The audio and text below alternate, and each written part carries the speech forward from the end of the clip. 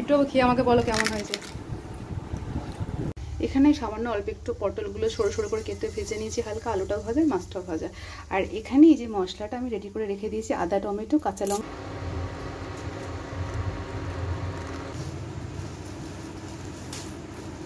Hello viewers, welcome back to my new blog. কেমন আছো তোমরা? আশা করি সকলে ভীষণ ভালো আছো, আমিও ভালো আছি।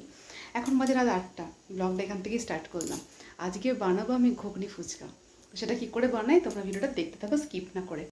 আজকে আলাদা করে কোনো ঘুগনি রেসিপি আমি এখানে আর দেবো না, কারণ অলরেডি আমার চ্যানেলে দেওয়া আছে ঘুগনি রেসিপি। যারা নতুন আছে তারা চাইলে দেখে নিতে পারো। তো ওই জন্য দিলাম না, ওই একই প্রসেসে আমি ঘুগনিটা এখানে করছি, নিরামিষই করছি। এখানে আমার আলু দিয়ে পুরো ঘুগনির মশলা কষানোর রেডি, তেলও ছেড়ে দিয়েছে। আর ওইদিকে আমার কড়াইটাও সিদ্ধ হয়ে গেছে। কিন্তু বিষয় একটা এমন ঘটে গেছে যে কি বলবো, কড়াইটা সিদ্ধ হলে যেটা আমি বুঝে থাকি, আজকে আর হাত দিয়ে টিপে দেখিনি, দেখলাম যে না কড়াইগুলো ভেঙে, হ্যাঁ ওপরের কড়াইগুলো ভেঙে ভেঙে গেছে এবং কড়াই থেকে খোসাটাও ছেড়ে গেছে।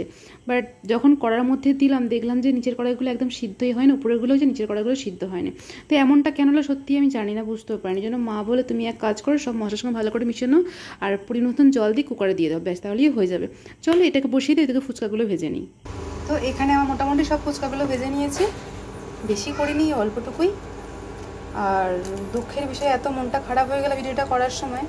পুরো প্রথম থেকেই ভিডিওটা আমি শ্যুট করছিলাম যে একদম কীভাবে ভাজছিলাম বা না কিছু সব কিছুই, বাট কীভাবে হাতটা পড়লো ভিডিওটা আর সেভ হলো না। তো সেই কারণেই না আমি তোমাদের মানে মনটা সত্যি খারাপ হয়ে গেল। ওই জন্য আগের বিষয়গুলো আর আমি এখানে অ্যাড করতেই পারলাম না। তো এই যে ফুচকা আমার এখানে রেডি। আজকে জানো ফুচকার জন্য টক জলটা করেছি লেবু দিয়ে, লেবুটা যেন খুব টক দেখলাম। তো মাকে বললাম দাঁড়াও তেঁতুল দিয়ে না লেবুটা দিয়ে করি, একটু ভাজা মশলা একটু বিট নুন দিয়েছিলাম, কী যে সুন্দর হয়েছিল কি বলবো। একটু খেয়ে আমাকে বল কেমন হয়েছে, খাও নিজের মতন করে গুছিয়ে খা, কতটা কী নিবি। অলরেডি অনেকগুলো খাওয়া হয়ে গেছে, আর অনেকটা ফুচকা শর্ট ভিডিওতে আছে, তোমরা ওখান থেকে দেখবে। একটু খেয়ে আমাকে বলো কেমন হয়েছে। কেমন ভালো আছে? আমাদের বিট্টু বাবু গালে ফুচকা নিয়ে বেশি আর কথা বলতে পারছে না, চলো ওকে আর বেশি জিজ্ঞাসা করবো না। দিকে ছোটু কী করছে আমার এদিকে, এইদিকে আমার ছোটুকে দেখো, ও যেন যখনই মা কোনো সবজি কিনে নিয়ে আসবে ওকে দিতেই হবে, নাহলে প্রচণ্ড চিৎকার করবে প্রচণ্ড পরিমাণে। আর ও বেশ ওটা নিয়ে বসে বসে খেলে বলে মাও দেয় যে একটু খেলেও ও দাও ওকে।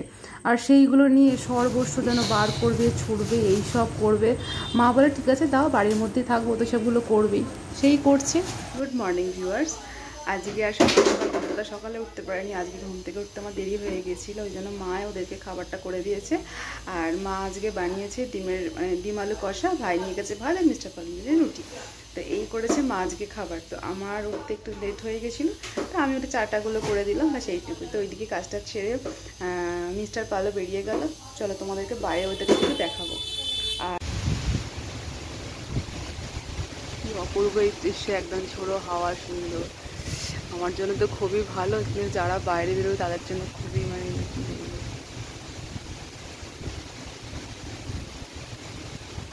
আর এই সুন্দর ঠান্ডা ওয়েদারে আমার ছোট এখনো ঘুমোচ্ছে।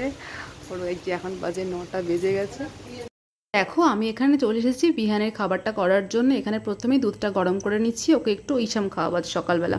ওকে আমি তো বলি সবসময় ওকে আমি কখনোই একঘেয়েমি খাবার খাওয়াই না, ওকে সবসময় অল্টারনেট করে খাওয়ানোর চেষ্টা করি আমি আমার মতন করে। তো এখানে দুধটা গরম করে ইসামটাই খাওয়াবো। আর ওইদিকে মাকে বললাম তুমি ওকে ডাকো, আমি ওর খাবারটা করি। কারণ ওকে কি বলো তো, হয়তো ভাবছো ও শুয়ে আছে তো ভালোই, কিন্তু হ্যাঁ ভালো, শুয়ে থাকলে অনেক কাজ আমারই হয়, আমাদের অনেক কাজ গুছিয়ে যায়। কিন্তু ওকে আবার না ডাকলে দুপুরবেলাটা অনেকটা বিরক্ত করবে, আর ঘুমোতেও অনেকটা দেরি করে দেবে। আর এটা মানে ওর টাইমটাই পুরো গুলিয়ে যায়। ওই জন্য ওকে 9টার মধ্যে হবে উঠে পড়ো, তো ঠিক আছে। তো সেই জন্যই মাকে বললাম তুমি ওকে ডাকো, এই যে আমার খাবারটা ওইদিকে হয়ে গেছে। তোমরা কে কে আমার মতন এরকম বাচ্চার খাওয়া জলের মধ্যে বসে ঠান্ডা করে আমাকে জানিও তো কমেন্ট করে। তো চলো ওকে খাবারটা খাইনি, দাও খাবারটা নিয়ে যায়, দেখি কী করছে। কিরে পুকু মাস্টার, ঘুমটা কি হলো? ঠান্ডা ঠান্ডা ওয়েদারে বাবারি, উড়ি বাবারি, দেবো তোমাকে দেবো মাম্মাম। একটা হাম দাও তো, একটু হাম দিয়ে দাও তো একটুখানি। কি গো একটুখানি হাম দেবে নাকি? বাবারি কি বড় একটা হাই, দেবো বাবা তোমাকেই দেবো, চলো বাবা। হিরে পঙ্কুটা কি এই মাস্টার। এদিকে বাবুকে ফ্রেশ করালাম, খাওয়ালাম, ওকে ওইসব করতে করতে আমার অনেকটা খিদে পেয়ে গেছিলো। তো মা সকালে একসাথে অনেকটা বেশি করে তরকারিটা করে নিয়েছিল, ডিম আলু কষাটা। তো সেটা দিয়ে এখানে রুটি বললাম, গরম গরম রুটি বানিয়েছিলাম, সেটা দিয়ে এখানে টিফিনটা করছি। আর দাঁড়াও তোমার দেখাবো ছোটু কী করছে, দেখবে, চলো দেখাই। কি করবে মাম্মা?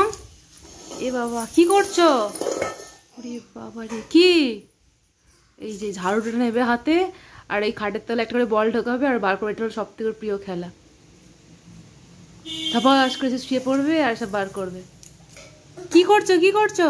দেখি মুখটা, কি করছো? বল পেলে? পেয়েছো? কই বল, কই তোমার?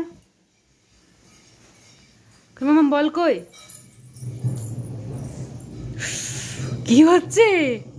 কি আকাশ ডাকছে?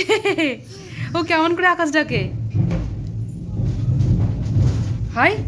টিফিনটা খাওয়া কমপ্লিট করে আমি কিছু ঘরের কাজ শেষ করেছি, বিয়ানকে চান করিয়েছি, সব কাজ এদিকে কমপ্লিট। আর এখানে আমি এখন বানাবো, ওইদিকে আজকে যে রান্নার মেনু হচ্ছে, মা ওইদিকে কলমি শাকের চচ্চড়ি বানিয়েছে, আর বাবুর বিহানে আমার ঝোল হয়ে গেছে। আর এখানে আমরা বানাবো আজকে মাছটা আলু দিয়ে পটল দিয়ে একটা তরকারি, ওই ঝাল ঝাল টাইপের। তো সেটা এখানে আজ বানাবো। দেখো এখানে সামান্য অল্প একটু পটলগুলো সরু সরু করে কেটে ভেজে নিয়েছি, হালকা আলুটাও ভাজা, মাছটাও ভাজা। আর এখানে এই যে মশলাটা আমি রেডি করে রেখে দিয়েছি, আদা, টমেটো, কাঁচা লঙ্কা, নুন, হলুদ, লঙ্কা গুঁড়ো, যাবতীয় সব কিছু আমার পুরো রেডি করা এখানে। আর এই যে এখানে হচ্ছে আমি একটু পেঁয়াজটা দিয়ে দিয়েছি, দিয়ে একটু চাপা দিয়ে দিয়েছিলাম। পেঁয়াজটা একটু নরম হয়ে গেলেই, আমাদের বেসিক্যালি যে মাছের ঝাল হয় আলু দিয়ে সর্ষে বাটা দিয়ে ঝালটা হয়, তো এইভাবে খাওয়া হয় না। তো আজকে মাকে বললাম যে মা আমি এইভাবে একটু বানাবো, আজকে একটু পটলটাকে একটু আলু দিয়ে পটল দিয়ে বানাবো, আদের সর্ষে দিয়ে বানাবো না, এইভাবে করবো।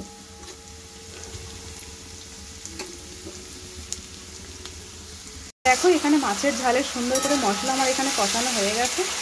এবার আমি আলুটা পটলটা দিয়ে একটু নেড়ে চেড়ে নেবো, ভালো করে একটু কষিয়ে নেবো। তারপরে আমার হয়ে যাবে, মাছগুলো দিয়ে জল দিয়ে একটু ফুটিয়ে নামিয়ে নেবো। আজকের মতন মাছের তরকারি আমার রেডি হয়ে যাবে। তো এই যে মাছের তরকারি আমার হয়ে গেছে, চলো অনেকটা বেলা, এবার আমি যাবো স্নান করতে, তাড়াতাড়ি স্নানটা সেরে আসি। যখন আমি স্নানে গেছিলাম তার মধ্যে মাও এখানে খাবার রেডি করে ফেলেছে, এই যে কলমি শাকের তরকারি, সুন্দর একটা ভাত, আর এই যে পটল আলু দিয়ে মাছের তরকারি। তো আজকের ব্লগটা এই পর্যন্ত, দেখা হচ্ছে নেক্সট ব্লগে খুব তাড়াতাড়ি। টাটা।